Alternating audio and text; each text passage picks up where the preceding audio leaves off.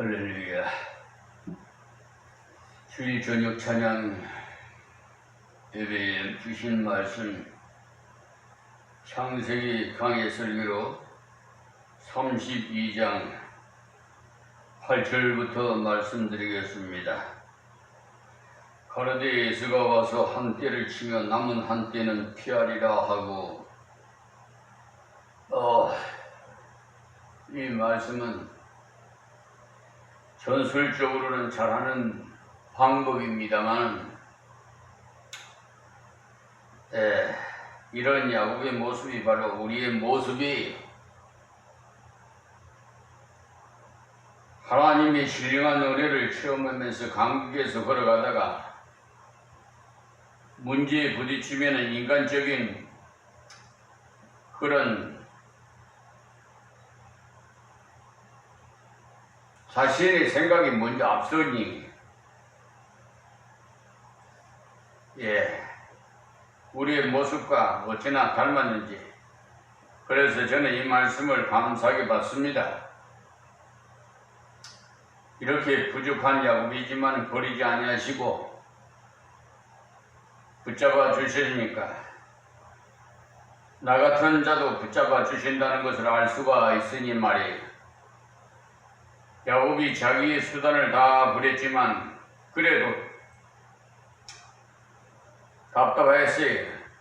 만약에 두 떼를 나누었으니까 안심이다 하고 마음이 평안했다면 기도하지 않았을 텐데, 다 해놓았으나 여전히 마음은 답답하거든요.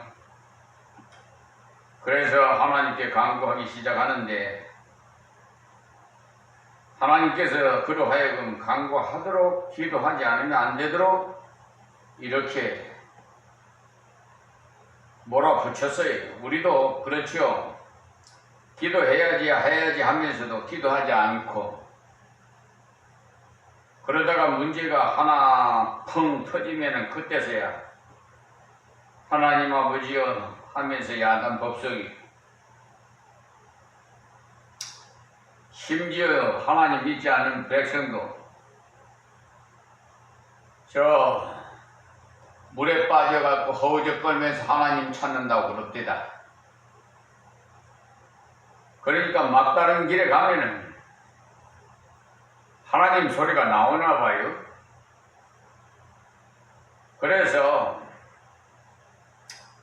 생전 새벽 기도에도 나오지 않던 성도가 새벽 기도에 나오면 반가움보다도 무슨 문제가 생겼나 하는 생각이 먼저 들어요. 야곱의 모습이 꼭 우리 모습이라서 말이에요.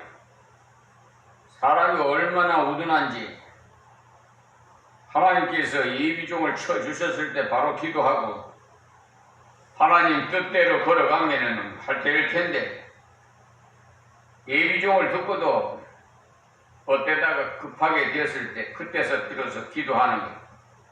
다음 절 봅시다. 야곱의 기도가, 자 9절 말씀에 야곱이 또 가로되 나의 조부 아브라함이 하나님, 나의 아버지 이삭의 하나님, 여기 또 가로되 했는데, 이 말이 바로 여러분이 잘 말하는 기도나 해보자 이 말이에요. 그가 기도하기를 먼저 할아버지의 이름도 대고 아버지 이름도 대고 하는 것은 인간적 수단을 다 부렸는데도 평강이 없더라는 것을 말합니다. 하나님께 간구하지 않고는 견딜 수 없도록 하나님께서 그렇게 몰아붙여요. 어쩌할 수 없지요. 하나님을 대적할 자가 누가 있어요? 할아버지 하나님, 아버지 하나님이여 하면서 왜 이러니까? 우리 할아버지도 보호하시고 우리 아버지도 보호하신 하나님이시니까 나도 보호하실 것이 틀림없다, 이걸 말하는 거죠. 이렇게 지난날에 받은 은혜를 되새김질하는 것은 우리의 믿음을 일깨우는 데 중요한 역할을 합니다. 지금 우리가 야곱의 역사를 배우는데요, 이유가 거기 있어요. 지나간 야곱의 역사를 우리가 왜 배워야 하느냐? 우리의 믿음을 일깨우는 효과적인 방법이기 때문에 그래요. 가끔 우리에게도 이런 문제가 부딪히기 때문에 배우는 것이요. 성경에 나오는 이런 사건, 저런 사건, 그런 사건을 통해서 하나님의 은혜를 구체적으로 체험하는 것입니다. 지금 야곱에게 생긴 문제는 재산 문제와 생명 문제 아닙니까? 우리가 이 땅 위를 걸어가는 동안에 재산 문제와 생명 문제에 많이 부딪혀요. 하나님 여호와여 주께서 전에 내게 명하시기를 네 고향 네 족속에게로 돌아가라 내가 네게 은혜를 베풀리라 하셨나이다. 이 말씀은 앞에서 31장 3절에 내 조상의 땅 내 족속에게로 돌아가라 내가 너와 함께 있으리라 하신지라 하셨던 말씀과 동일한 말씀이 야곱이 이미 받았던 말씀을 통해서 다시 자신을 깨우며 기도하는 겁니다. 기도할 때 말씀을 붙잡고 기도하고 또 걸어갈 때 놀라운 체험이 일어납니다. 그냥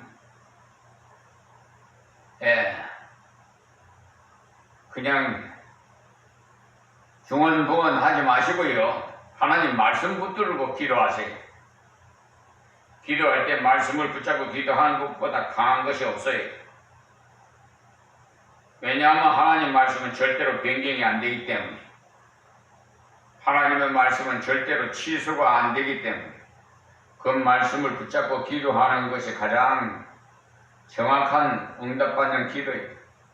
내 감정으로는 느낀 것보다도 하나님의 말씀에 약속하셨으니까 주시옵소서 약속을 붙잡고 기도한다면 가장 강력한 강구입니다. 여호와여 주께서 전에 내게 명하시기를 내 고향 내 족속에게로 돌아가라 내가 네게 은혜를 베풀리라 하셨나이다. 내가 너와 함께 하겠다. 그 말씀이 바로 은혜를 베푸시겠다는 것이죠. 지금 우리가 기도할 때 가장 중요한 것은요. 말씀의 근거를 가지고 기도하는 것입니다. 하나님의 약속의 말씀을 붙잡고 기도하는 것. 그럴 때 그 기도는 가장 정확하게 이루어집니다.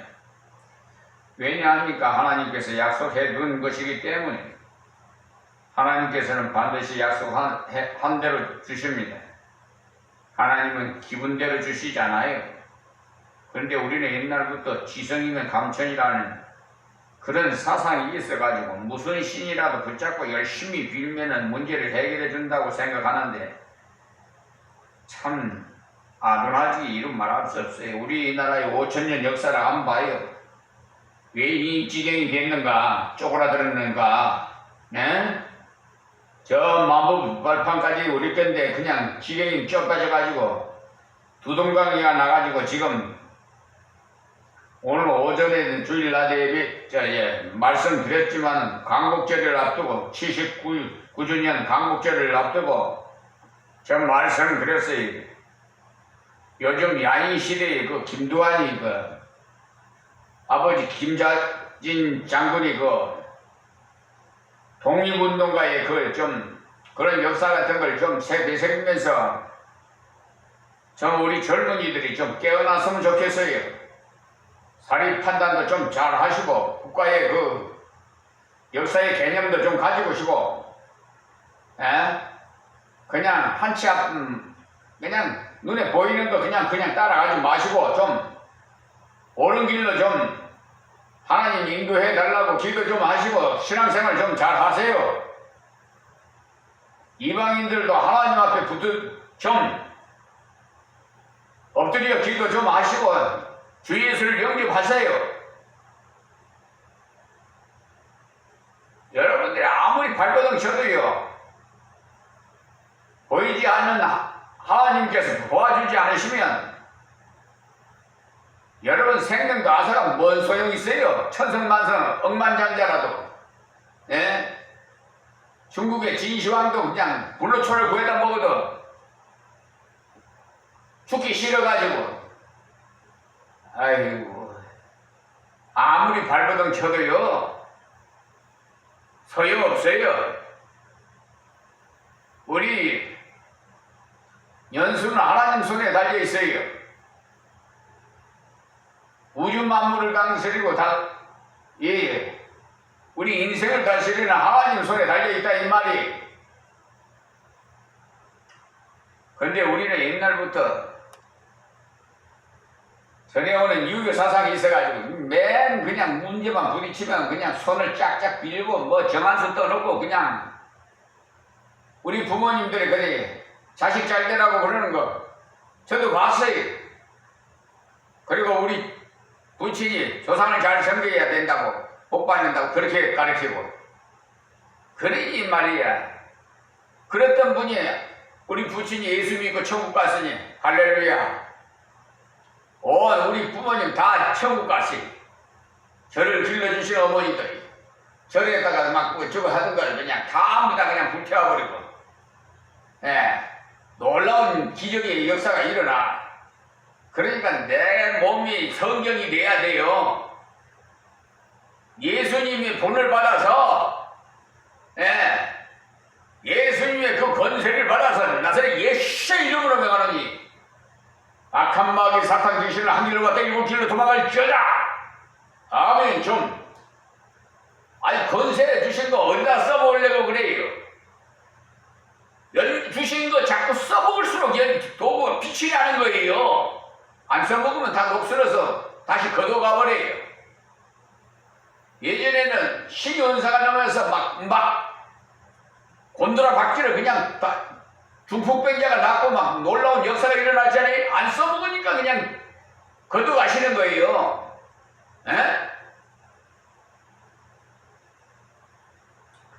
놀라운 우리에게 권세를 주시고 천국문을 열 수 있는 열쇠까지도 주셨어요. 이거 정말 놀라운 복을 받았는데도 몰라. 그냥 망각하고 잊어버리고 엉뚱한 길을 따라가고 그냥 하나님이면 다 똑같은 하나님으로 생각하고 그냥 그 참 목자인지 거짓 목자인지도 모르고 그냥 저는 이제 이만희 신천지 같은 데를 따져가고 통일교를 가고 아베 수상 일본 아베 수상 왜 죽었어요? 여러분 아시죠? 통일교에 때문에 어머니가 세상을 다 통일교에 나갔다는 얘기예요. 세상에 싹군 같은 것들 하나님 곱장만 내 손에 주고 하는 자들이 없나. 아이고 참 분통이 터졌어요. 10절 말씀에 나는 주께서 주의 종에게 베푸신 모든 은총과 모든 진리를 조금이라도 감당할 수 없사오나.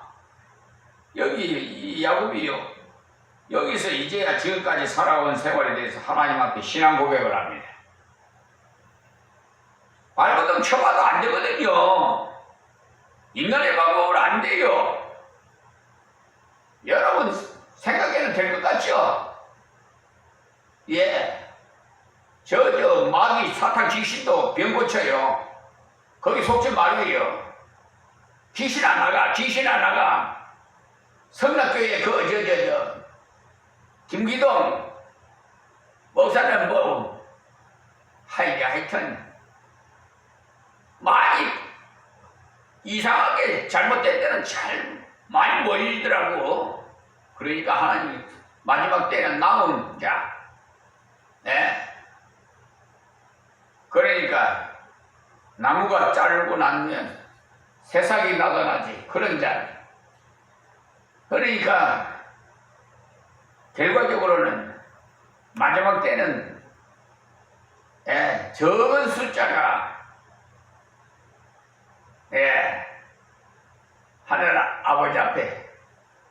하나님 아버지 앞에 이제 보좌에 앉을 날이 올 것 같아요. 여러분 어떤 우리 낙원 교회 최면 목사님인가 소천하신 것으로 제가 알고 있는데 그분이 암투병으로 고생을 하시다가 하나님 치료해 주셨는데 저 태안 수양관이 있어요. 그래서 노원천 목사님들 1년에 한 번씩 초청해서 연회를 베풀어 주십니다. 왜 그러냐면 그분이 깨달았대요. 농어촌에서 오지에서 한 영혼을 놓고 목회하시는 목사님의 상이 크다는 것을 하나님께서 가르쳐 주셨대요. 그분은 지금 천국의 아버지 곁에 가 계실 줄 믿습니다. 그러면서 여러분이 받는 상을 나도 받고 싶어서 이렇게 연회를 베푼다고 하면서 한 달에 적은 액수지만은 성교비를 보내고 해외도 보내고 참 대단한 목사님이에요. 예, 그런 목사님 또 옥하는 목사님 같은 분 참 훌륭해요. 김희구 목사님 같은 분, 양용준 목사님, 그 대신청의 양용준 목사님 청파가 교회 담임 목사님이었었지요. 그 대신에서 나온 교단에서 나온 정광훈 목사는 하나님 꼼짝만 내 손에 주고 그러니까 같은 교단에 나와도 말이에요. 합동청에도 같은 신학교 나와도요. 사당령 총신 나와도 이단으로 가는 자들이 있어요. 다 같은 그렇다고 해서 다 보수고 다 그게 아니에요. 지금도 말이야 그냥 정치하는 사람 뭐 보수니 뭐 진보니 뭐 했었는데 거기서 거기에요. 뭐 종이 한 짝 사이에요. 자, 여러분 생각에 야곱이 뼈가 부서지도록 노력을 했는데 하시겠지만 그러나 노력했다고 해서 다 얻지 못해요. 여러분 해보세요. 되는가? 어떤 사람이 실컷 노력했더니 홍수가 나서 다 쓰러가 버렸다고 해요. 그러니까 노력해도 하나님의 은혜가 없다면 결과가 없어요. 아무리 물 주고 갖고 얻어요. 열매 맺게 하시는 분은 하나님이세요. 우리 교회 하나님께서 유실수를 심으라 열매 맺게 하시면 뭐 봄철마다 꽃 피기 시작해서 매화 꽃이 피기 시작 매실이라니 꽃도 표현이 이쁘고 열매 맺으면 매실이고 그래 다 열매 맺어 다 나눠가지고 다 따라가라고 그러고 이웃에도 베풀고 얼마나 좋아요. 뭐 여러가지 유실수가 많이 심어져 있는데 유실수도 오래되니까 그것도 병이 들더라고요. 사람도 오래 살면 뭐 병이 들듯이 요즘 대추나무가 좀 심상찮아요. 그래서 좀 가지를 좀 잘라냈는데 한 나무는 괜찮은데 한 나무는 병이 들기 시작하더라고요. 그래 너도 여는 나이가 오래되니까 너도 20년이 넘어가니까 너도 그렇구나 그걸 느낍니다. 자연을 통해서도 우리가 느끼잖아요. 그런데 하나님께서 야곱에게 은혜 주셨으므로 모든 은총과 모든 진리로 인도하셨다는 것입니다. 하나님께서 은총만 있는 것이 아니라 하나님께서는 진리도 있어요. 하나님의 은총 때문에 우리가 구원을 얻어요. 죄인인 우리가 하나님 앞에 어떻게 설 수 있겠습니까? 공의를 베푸셨기 때문에. 그러나 진리가 있기에 하나님이 바르게 다스리지. 교회를 진리로 다스리셔 세상을 진리로 심판하시고 그래서 야곱이 모든 은총과 모든 진리를 감당할 수 없사오나 그랬어요. 고백했어요. 우리말 성경에는 없사오나 라고 되어 있지만 원어에는 감당할 수 없사옵나이다 라고 되어 있습니다. 하나님의 은총이 너무나도 많아서 사실 감당할 수 없사옵고 주님의 진리도 자기 힘으로 감당할 수 없다는 겁니다. 이것부터 알아야 무엇이 됩니다. 이것을 아는 것이 바로 심령이 가난한 자예요. 마음이 가난한 자예요. 바로 이런 것을 말합니다. 심령이 낮아진 야곱은 하나님의 은혜를 내가 감당할 수 없습니다 라고 해서 보통 사람 같으면 하나님 내가 이만큼 노력했으니까 당연히 이만큼 복을 주셔야지요 할 텐데 말이에요. 우리 한국 사람이 신앙생활에는 그런 잘못된 자세가 있어요. 내가 주의 교회를 받드느라고 애도 많이 썼고 뭐 헌금도 드렸으니까 하나님께서 복 안 주시면 하나님 손해지요. 이런 식으로 말이에요. 이 사상은 아주 잘못된 사상이에요. 고쳐야 돼요. 말씀을 보십시오. 야곱 자기가 없어지니까 감당할 수 없다고 진실된 고백을 하잖아요. 하나님의 은총도 감당할 수 없고 진리도 감당할 수 없다는 거예요. 그저 하나님께서 지금까지 긍휼히 여기사 은혜로 여러 가지 필요를 채워주시고 진리로 인도해 주심으로 살았다는 것을 고백합니다. 감당할 수 없사오나 내가 내 지팡이만 가지고 이 요단을 건넜더니 지금은 두 떼를 이루었나이다. 보십시오. 그러니까 도저히 이루어질 수 없는 일이 이루어졌다 이 말이에요. 하란으로 갈 때 지팡이 하나만 가지고 갔는데 지금은 거부가 되어서 돌아왔으니 말이에요. 옛날부터 하는 말이 일어나려고 해도 작대기가 있어야 일어나지 하면서 흔히 어른들이 탄식하지 않습니까? 그 말은 미천이 있어야 장사도 하고 사업도 할 수 있는데 야곱은 미천이라고는 아무것도 없었지만 일어났다는 거예요. 그러니까 하나님의 전적 은총이라는 것을 알 수가 있지요. 아무것도 없는 데서 일으켜 세우셨으니 야곱은 강구하기 전에 먼저 주신 것을 감사하고 있습니다. 사실은 지금 매우 다급한 형편인데 이럴 여가가 어디 있겠어요. 그러나 야곱은 은혜를 깨닫고 나니까 그것이 아니더라는 거지요. 예. 자, 그 다음에 11절에 내가 주께 강구하오니 내 형의 손에서 예수의 손에서 나를 건져내시옵소서. 내가 그를 두려워하오건 그가 와서 나와 내 처자들을 칠까 겁내미니다. 솔직히 정직해야 돼요. 야곱은 솔직한 기도를 드렸지. 하나님의 권능을 믿사오니라든지 분명히 일 것을 믿사옵나이다 하지 않고 나는 겁납니다. 자기 마음 상태 그대로 말씀드렸으니까 이것이 올바른 기도입니다. 믿어지지도 않는데 믿사오니 하지 마세요. 믿어지지 않거들랑 주의어 불안하기만 하고 도대체 믿어지지가 않습니다. 또 기도가 안 나오거들랑 하나님 기도가 안 됩니다. 좀 기도 좀 문을 열어달라고 기도하시고요. 좀 내게 믿음을 더하옵소서 해야 되고 믿어지지 않지만은 믿사오니 해야 하나 님께서 주시지 않겠나 싶어서 믿사오니 한다면 거짓말이 돼요. 야곱을 봐요. 얼마나 솔직하냐. 형이 예수 때문에 겁이 납니다. 나와 내 처자를 지켜주옵소서 하면서 진실한 기도를 드렸지요. 그리고는 다시 하나님의 약속의 말씀으로 돌아갑니다. 시작도 말씀으로 했을 뿐만 아니라 결론도 말씀으로 끝나야 돼요. 12절에 주께서 말씀하신 내가 정녕 네게 은혜를 베풀어 네 씨로 바다에 셀 수 없는 모래와 같이 많게 하리라 하셨나이다. 하나님께서 후손을 창대케 하시겠다고 아브라함 때부터 지금까지 약속해 주셨는데 그 약속을 이루어 주시옵소서 이 말입니다.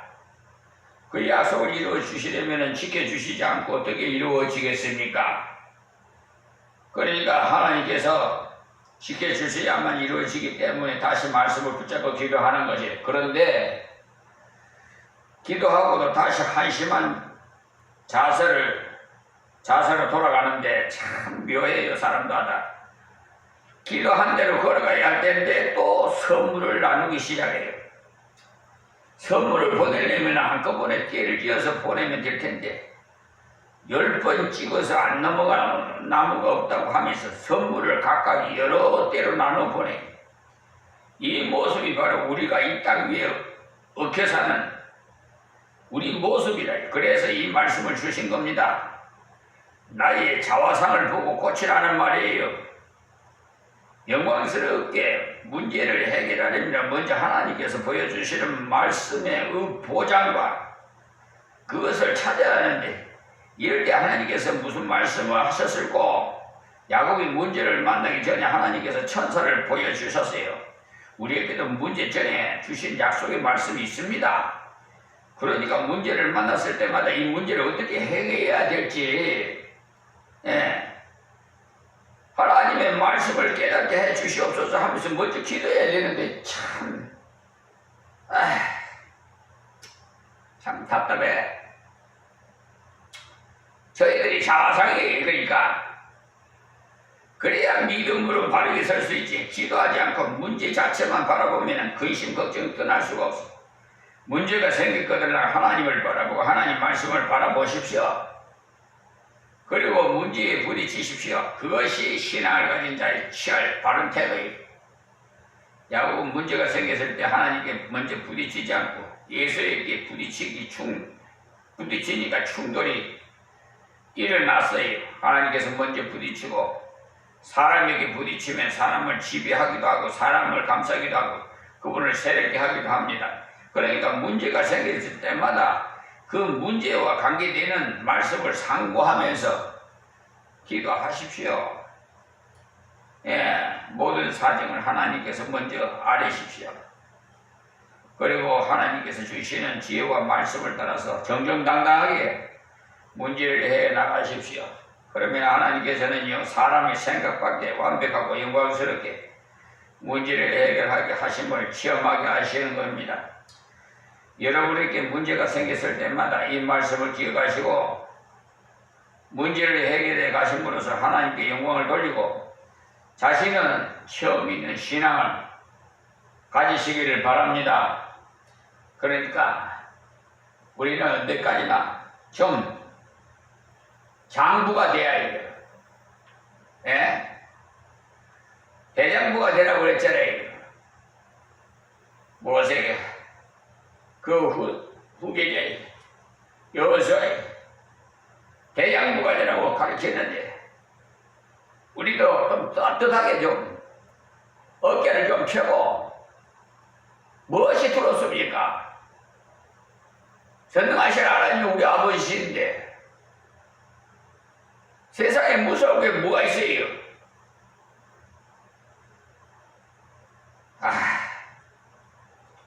불안에 떨고 이런 거는요, 마귀 사탄이 그렇게 겁을 주는 거예요. 그걸 이렇게 미혹당하지 좀 마세요. 자, 그리고요, 13절에 보시면 야곱이 거기서 격려하고 했는데 밤을 새워가면서 곰곰이 생각했다는 건 그 소유 중에 형 예서를 위해서 예물을 택하니 형님한테 장자권을 자기가 주장하지 않는다는 것을 보여주기 위해서 또 자기가 돌아온 것이 재산을 달라는 목적이 전혀 아니라는 것을 보여주기 위해서 선수를 쳐서 선물을 많이 보내면 형님을 감동시키는데 제일이 쉽다 해서 예물을 택했는데 잠언에 보면 선물 주는 것은 좋다고 했어요.